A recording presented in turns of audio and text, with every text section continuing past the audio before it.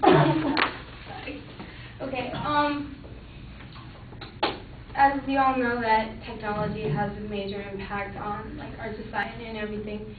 So what I did my claim is that although technology has positively affected our society in a very positive way, but it has impacted communication and communication and interaction with one another in a negative way. Some that supported it, like technology has affected communication with education inside and outside the classroom, social networking like MySpace and Facebook, and because of the less interaction that technology has caused, it's caused cyberbullying. With the advanced technology that we use every day in society, we can basically we can get anything we want from the palm of our hands. So this has decreased our social interaction in the classroom because we don't really pay attention to our teacher or anyone around us when we're messing around on our phones or anything. The fact that it also affects like us receiving the best education possible. The ways that technology has affected interaction outside the classroom in a negative way is like online discussions. I'm sure that all of you have done an online discussion. But what Matthew Thomas is he has a PhD in like research and everything, and he says that discussion threads lack a coherent structure, which means that there's no like outcome or consistency. He also says that these threads they don't really help us because they have individual conclusions, and so he's saying that basically our face-to-face discussion, when we have like this in a face-to-face discussion, we have a common goal and we're allowed to interact with each other. A face-to-face discussion rather than the online discussion through technology helps us our learning process. So, sorry.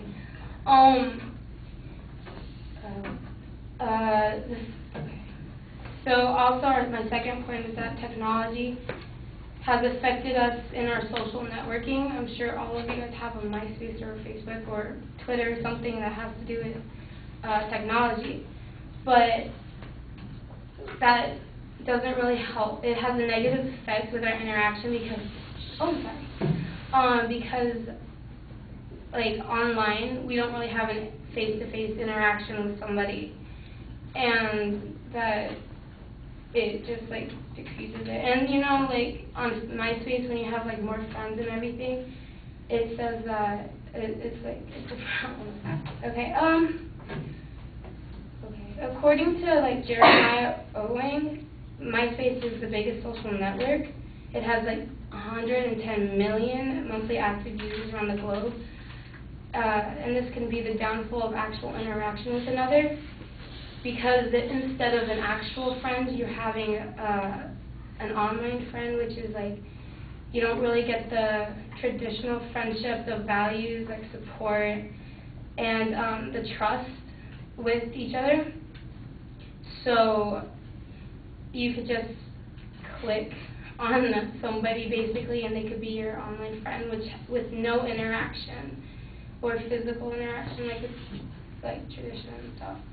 And because of technology and we don't have to do like actual interaction with anybody, there's something we call cyberbullies has arose, because I'm sure that most of you have been able to say something personal to somebody through like a text message or email without actually saying it to their faces. So one article in like the New York Times is about an 8th grader who was being cyberbullied because she supposedly stole a pencil. I don't know. But when she got home, she was like bombarded with instant messages, emails, and texts that were violent, but they couldn't say it to her face. So the technology allows us to interact with people in a different way, but it's not really the same. It's recorded in The Futuristic, it's a magazine, that in 2006, 43 of the U.S. teenagers have been bullied, so without like confronting one another. Cyberbullying, to the lack of face-to-face discussions in class and finding friends online, all have one thing in common. Because technology gives us like use without actually having to go out there or anything, that our social interaction with each other has been affected in a negative way. Go ahead.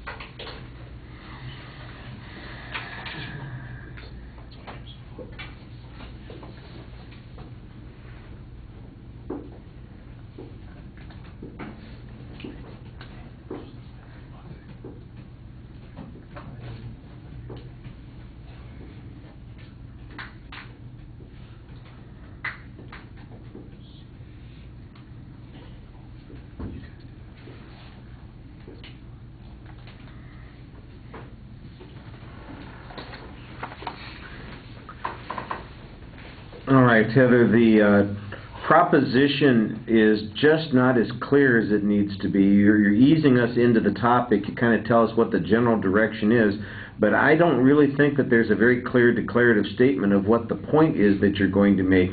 I know the general idea is made clear, but I want that declarative statement, and I think in other arguments they're going to want to have the same situation. It sounds like there's a preview of the structure, but you don't have any numerical signposting on those points. That would help it a little bit more. You were a little bit better on the internal signposting. You did an okay job. I didn't think the first point was very clearly signposted, but the second and the third points were a little bit more clearly signposted. Let's see. On your supporting information, you've got a lot of hypotheticals that you're relying on, and they don't always develop very much. I'm not sure that we want to be drawing inferences from those cases.